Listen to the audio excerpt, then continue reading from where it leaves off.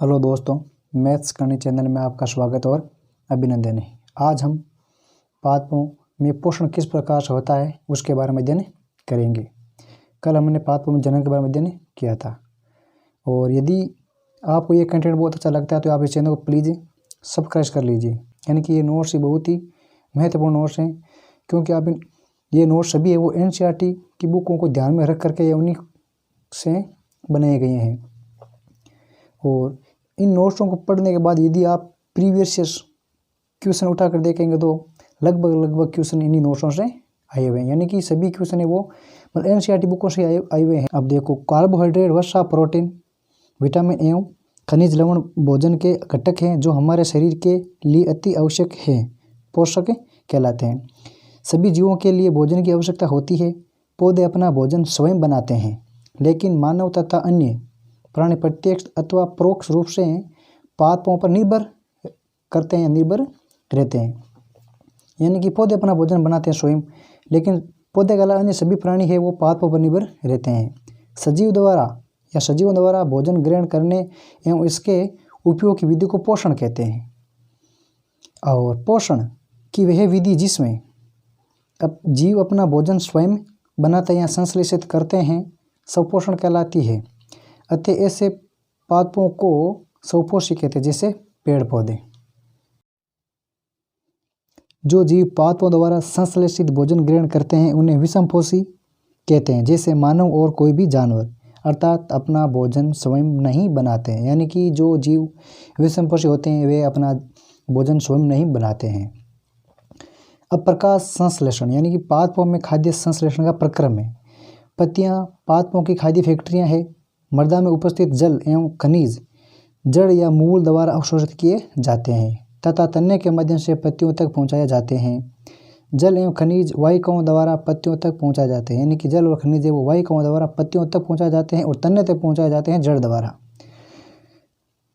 वाहिकाएं नली के समान होती है जो जड़, तना, शाखा तथा पत्ती एक तक फैली होती है। पोषकों को पत्तियों तक पहुंचाने के लिए ये वाहिकाएं एक सतत मार्ग बनाती है। अब प्रकाश संश्लेषण, पत्ती की सतह पर उपस्थित सूक्ष्म रंध्रों द्वारा CO2 प्रवेश करती है। यानी छोटे छोटे रंध्र होते हैं पत्ती की सतह पर, उनसे CO2 प्रवेश करती है। ये रंध्र द्वार कोशिकाओं द्वारा घिरे होते हैं। ऐसे छिद्रों को रंध्र कहते हैं। पत्तियों में हरा वर्णक होता है, क्लोरोफिल कहलाता है। पत्तियां क्लोरोफिल की सहायता से भोजन के प्रकाश से ऊर्जा संग्रहण करती है। यानी कि पत्तियों में हरा वर्णक होता है, उसे क्लोरोफिल कहते हैं। क्लोरोफिल की सहायता से पत्तियां वो सूर्य के प्रकाश की उपस्थिति से अपना भोजन ग्रहण करती है, संग्रहण करती है। इस ऊर्जा का उपयोग जल एवं CO2 से खाद्य संश्लेषण होता है। यानी कि जो ऊर्जा प्राप्त करते हैं सूर्य से, उससे वह जल और CO2 से खाद्य संश्लेषण होता है। क्योंकि खाद्य संश्लेषण सूर्य के प्रकाश की उपस्थिति में होता है, इसलिए इसे प्रकाश संश्लेषण कहते हैं। यानी कि यह प्रकाश संश्लेषण की डेफिनेशन। ठीक है। अब प्रकाश संश्लेषण के दौरान होने वाली अभिक्रिया का समीकरण निम्न है। ये देखो, कार्बन डाइऑक्साइड CO2 और प्लस जल, यानी ये सूर्य का प्रकाश और क्लोरोफिल, इसकी उपस्थिति में कार्बोहाइड्रेट प्लस ऑक्सीजन बनती है। क्लोरोफिल सूर्य का प्रकाश, CO2 एवं जल प्रकाश संश्लेषण के लिए आवश्यक है। ये एक अद्वितीय प्रक्रम, यानी कि क्लोरोफिल है वो सूर्य का प्रकाश, CO2 एवं जल और प्रकाश संश्लेषण के लिए आवश्यक घटक है। यानी कि ये क्लोरोफिल बहुत होना ज़्यादा जरूरी है पत्तियों के अंदर। यदि क्लोरोफिल नहीं है तो अपना पत्तियां भोजन नहीं बनाएगी। पत्तियों द्वारा सौर ऊर्जा संग्रहित की जाती है तथा पादप में खाद्य के रूप में संचित हो जाती है। यानी कि ऊर्जा को ग्रहण किया जाता है और पादप में खाद्य के रूप में संग्रहित हो जाती है। अतः सभी जीवों के लिए सूर्य ऊर्जा का एक चरम स्रोत है। यानी कि सभी जीवों के लिए सूर्य ऊर्जा का एक बहुत ही महत्वपूर्ण स्रोत है।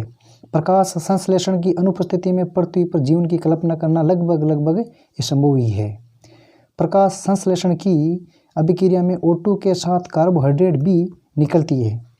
कार्बोहाइड्रेट अंततः पत्तियों में मंड या स्टार्च के रूप में संचित हो जाती है। यानी कि प्रकाश संश्लेषण की अभिक्रिया में जो बनती है कार्बोहाइड्रेट, यानी कि ये कार्बोहाइड्रेट है, ये कार्बोहाइड्रेट वो मंड या स्टार्च के रूप में संचित हो जाती है। अब नोट के अंदर क्या लिखा गया है कि भाई पत्तियों के अतिरिक्त पादपों के दूसरे भाग जैसे हरे तने और हरी शाखाओं में भी प्रकाश संश्लेषण होता है।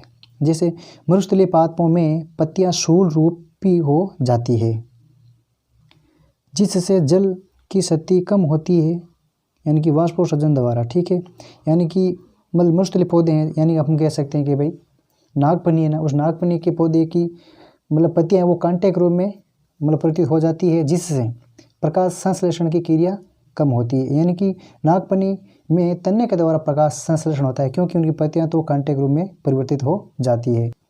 शैवाल गीली दीवारों पर, तालाब अथवा ठहरे पानी के जलाशयों में हरे अवपंखी यानी कि काई जैसे पादप होते हैं, जो कुछ जीवों की वृद्धि यानी कि जो कुछ जीवों की वृद्धि के कारण बनते हैं, जिन्हें हम क्या कहते हैं, शैवाल कहते हैं। यानी कि आपको जलाशय है, गीली दीवार है या कोई ठहरा पानी है, तो वहाँ पर आपको पानी देगा नीला पानी दिखाई देगा। उस नीले पानी में जो फैले होते हैं वो होते हैं शैवाल। शैवाल में भी क्लोरोफिल होता है, इसलिए ये अपना भोजन स्वयं ही बनाते हैं, जिसके कारण ये हरे दिखाई देते हैं, जो प्रकाश संश्लेषण द्वारा अपना भोजन स्वयं बनाते हैं। यानी कि ये हरा होने के कारण, क्लोरोफिल उपस्थिति के कारण अपना भोजन स्वयं बनाते हैं। पादपों में कार्बोहाइड्रेट के अतिरिक्त अन्य खाद्यों का संश्लेषण, यानी कि पादप तो कार्बोहाइड्रेट का संश्लेषण करते हैं, वो स्टार्च या मंड के रूप में करते हैं। इसके अतिरिक्त पौधे प्रकाश संश्लेषण की क्रिया द्वारा कार्बोहाइड्रेट का संश्लेषण करते हैं। इसके अतिरिक्त नाइट्रोजन, प्रोटीन व वसा का भी संश्लेषण करते हैं, यानी कि कार्बोहाइड्रेट का अतिरिक्त नाइट्रोजन, प्रोटीन और वसा का भी संश्लेषण करते हैं। कार्बोहाइड्रेट कार्बन, हाइड्रोजन तथा ऑक्सीजन से बनता है। प्रोटीन नाइट्रोजनी पदार्थ है, यानी कि प्रोटीन है वो नाइट्रोजन पदार्थ है, जिसमें कार्बन है, ऑक्सीजन है, हाइड्रोजन है, के अतिरिक्त नाइट्रोजन भी होती है। यानी कि आपको पूछ लिया जाता है कि भाई कार्बोहाइड्रेट में क्या क्या होता है, तो कार्बोहाइड्रेट में कार्बन, हाइड्रोजन, ऑक्सीजन होता है, यानी कि CHO। जबकि प्रोटीन है वो नाइट्रोजन पदार्थ है, इसमें ये कार्बन, हाइड्रोजन, ऑक्सीजन के अतिरिक्त नाइट्रोजन भी होती है। अब देखो नाइट्रोजन का संश्लेषण, यानी कि वायु में नाइट्रोजन ये वो गैसीय अवस्था में पाई जाती है, जिसका पौधे वो सीधा उपयोग नहीं कर सकते हैं। और मिट्टी में विशेष जीवाणु होते हैं, जो गैसीय नाइट्रोजन को उपयोगी यौगिकों में परिवर्तित कर मृदा में निर्मुक्त कर देते हैं। ये विलेय पदार्थ पादपों द्वारा जल के साथ अवशोषित कर लिए जाते हैं। यानी कि नाइट्रोजन वायु में मतलब गैसीय अवस्था में होती है, जिसका पौधे वो सीधे रूप से उपयोग नहीं कर पाते हैं। इसलिए जब ये नाइट्रोजन है वो मतलब मिट्टी में मिलती है विशेष जीवाणु द्वारा, तो ये यौगिकों में निर्मुक्त कर दिए जाते हैं, जिससे ये विलेय पदार्थ पादपों द्वारा जल के साथ अवशोषित। खेतों में डाली जाने वाली उर्वरक तथा खाद में प्रचुर मात्रा में नाइट्रोजन पदार्थ होते हैं। इस प्रकार पादप भी नाइट्रोजन की मांग पूरी हो जाती है। यानी कि जब खेतों में उर्वरक या कोई खाद डालते हैं तो उसमें नाइट्रोजन पदार्थ होते हैं, उसमें नाइट्रोजन पदार्थ होते हैं, जिससे पादप अपनी नाइट्रोजन की आपूर्ति पूर्ण कर लेते हैं। अब ये पादपों में पोषण की अन्य विधियाँ। विषमपोषी, कुछ पादपों में क्लोरोफिल नहीं पाया जाता है, अतः वे अपना भोजन स्वयं संश्लेषित या इकट्ठा नहीं कर सकते हैं या नहीं कर पाते हैं। इसलिए वे भोजन के लिए मनुष्य तथा अन्य प्राणियों की तरह दूसरे पादपों पर निर्भर रहते हैं। इसे विषमपोषी कहते हैं। यानी कि कुछ पादप ऐसे होते हैं जो अपना भोजन स्वयं नहीं बनाते हैं, इसलिए वे दूसरे पादपों पर निर्भर रहते हैं। जैसे अमरबेल, पादपों में क्लोरोफिल नहीं पाया जाता, यानी कि अमरबेल है ना, उसमें क्लोरोफिल नहीं पाया जाता है, और ये बेल उस पादप से भोजन प्राप्त करती है जिस पर ये लिपटी हुई है या आरोपित है। यानी कि अमरबेल है दूसरे पौधे पर लिपटी हुई है, उस लिपटी हुई पौधे से ये अपना भोजन प्राप्त करती है। अमरबेल जिस पादप पर लिपटी हुई या आरोहित है वे पादप कहलाता है परपोषी। यहाँ पर अमरबेल है परजीवी, यानी कि अमरबेल तो खुद दूसरों पर निर्भर रहने वाला जीव है, यानी कि अमरबेल तो है परजीवी, और ये जिस पौधे पर लिपटी हुई है, जिस पौधे पर आरोपित है या आरोहित है, वह कहलाता है, वह पौधा कहलाता है परपोषी।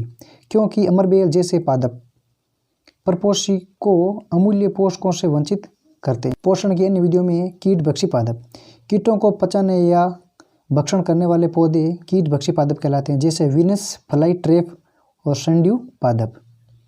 गट्टपर्णी पौधे, इस पौधे में पत्तियां वो गड़े समान संरचना में रूपांतरित तथा पत्ती का शीर्ष भाग ढक्कन के समान हो जाता है, ये कहलाते हैं गट्टपर्णी पौधे।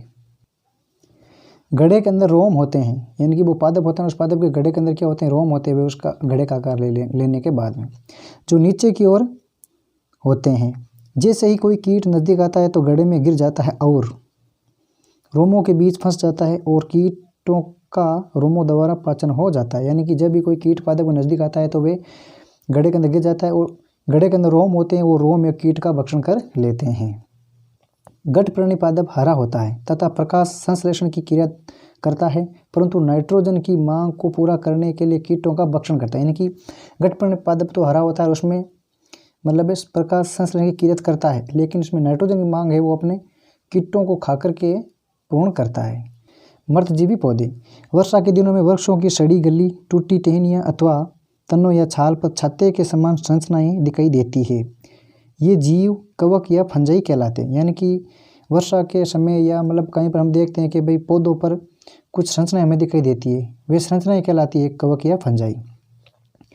ये पौधे मृत एवं विघटनकारी वस्तुओं की सतह पर कुछ पाचक रसों का स्राव करते हैं। यानी कि पौधों से ये पाचक रसों का स्राव करते हैं तथा उसे साधारण वे विले के रूप में परिवर्तित कर देते हैं तथा बाद में इसे भोजन के रूप में अवशोषण कर लेते हैं। यानी कि पाचक रसों का वे धीरे धीरे स्राव करके उसे मतलब विले पदार्थ में चेंज कर देते हैं या परिवर्तित कर देते हैं, उसके बाद में उसका अवशोषण करते हैं। जो जीव किसी मृत एवं विघटित जैविक पदार्थों से पोषक तत्व प्राप्त करते हैं, मृतजीवी पादप या पोषण कहलाते हैं। मृतजीवी पोषण प्रणाली का उपयोग करने वाले जीव मृतजीवी कहलाते हैं। यानी कि मृतजीवी पोषण प्रणाली का उपयोग करने वाले जीव कहलाते हैं मृतजीवी। कवक या फंजाई अचार, चमड़े, कपड़े एवं अन्य पदार्थों पर उगते हैं। यानी कि जब हम अचार में देखते हैं तो हमें जालीनुमा संरचना दिखाई देती है, वे होते हैं फंजाई। और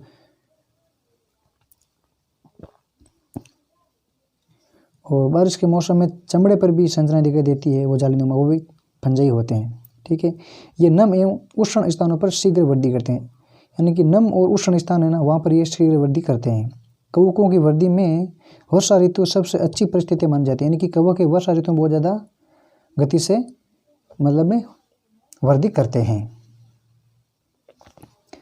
कवकों के बीजाणु वायु में तैरते रहते हैं। यानी कि कवक या फंजाई है उनके बीजाणु वायु में तैरते रहते हैं, क्योंकि ये बहुत ही हल्के होते हैं। जब वे नम या उष्ण स्थानों पर बैठते हैं तो वे अंकुरित होकर नए कवकों का जन्म दे देते हैं, जैसे मशरूम या छत्रक। सहजीवी वे जीव जो एक दूसरे के साथ रहते हैं तथा आवास एवं पोषक तत्व एक दूसरे के साथ बांटते रहते हैं, सहजीवी कहलाते हैं। जैसे देखो, वृक्षों की जड़ों में रहने वाले कवक वृक्ष को जल पोषक के अवशोषण में सहायता करते हैं और वृक्ष है वो कवक को पोषण प्रदान करता है। यानी कि जो वृक्ष के जड़ों में रहते हैं ना, वे कवक जो वृक्ष को जल और पोषक के अवशोषण में सहायता करते हैं और उसके बदले में वृक्ष है वो उस कवक को पोषण प्रदान करता है। लाइकेन, इसमें एक शैवाल और एक कवक होता है। शैवाल यानी इसमें शैवाल में तो क्लोरोफिल होता है और कवक में क्लोरोफिल नहीं होता है, इसलिए ये शैवाल है वो क्लोरोफिल को पोषक तत्व उपलब्ध कराता है। इसके बदले में जो कवक है ना, वो शैवाल को क्या कराता है, आवास और जल और पोषक तत्व उपलब्ध कराता है। मृदा में पोषकों की पुनः प्राप्ति, यानी कि मृदा से पोषक पुनः प्राप्त कैसे कर सकते हैं। पादप मृदा से खनिज पोषक तत्व अवशोषित करते हैं, जिससे मृदा में इनकी मात्रा लगातार कम होती जाती है। यानी कि पादप मृदा से पोषक तत्व प्राप्त करते हैं, जिससे मृदा में पोषकों की मात्रा कम होती है। मृदा को पोषक तत्वों की पूर्ति के लिए इसमें उर्वरक तथा खाद मिलाई जाती है। यानी कि मृदा को पोषक तत्व को पूर्ति करने के लिए उसमें उर्वरक की खाद मिलाई जाती है। उर्वरक तथा खाद में नाइट्रोजन, पोटेशियम और फास्फोरस जैसे पोषक तत्व होते हैं जो मृदा में मिल जाते हैं। यानी कि उर्वरक और खाद में आपको ये याद रखना बहुत ज़्यादा जरूरी है, क्योंकि ये मोस्ट ऑफ पॉइंट है कि नाइट्रोजन, पोटेशियम और फास्फोरस होते हैं मृदा में हम जो उर्वरक की खाद डालते हैं उसमें।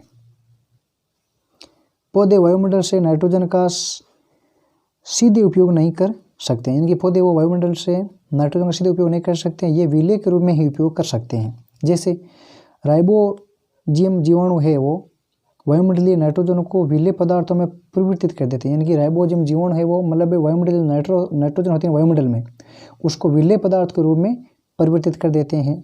ये राइबोजियम जीवाणु क्लोरोफिल की अनुपस्थिति के कारण अपना भोजन खुद या स्वयं नहीं बना पाते। यानी कि राइबोजियम यानी इसमें क्लोरोफिल नहीं होता है, लेकिन ये वायुमंडलीय नाइट्रोजन को विलेय पदार्थ में परिवर्तित कर देता है।